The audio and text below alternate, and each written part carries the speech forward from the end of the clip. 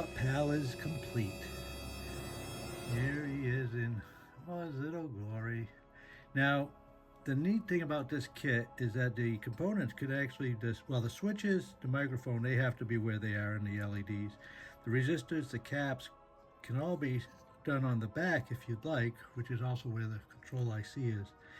But I prefer to put them on front because it's a robot. I want to see the components. So here we go. Let's power him on. We got LEDs. So the way he works is you hit this button here. This is the microphone. The speaker's up here, and then you pick which voice you want it to play in.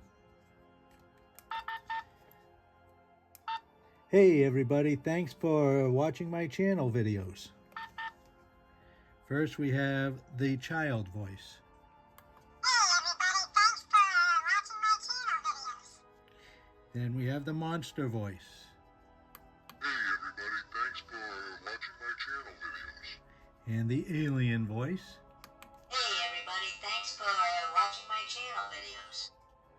And the normal voice. Hey everybody, thanks for watching my channel videos. The answer to the ultimate question of life, the universe, and everything is 42. But I have this pain up and down the diodes of my left side.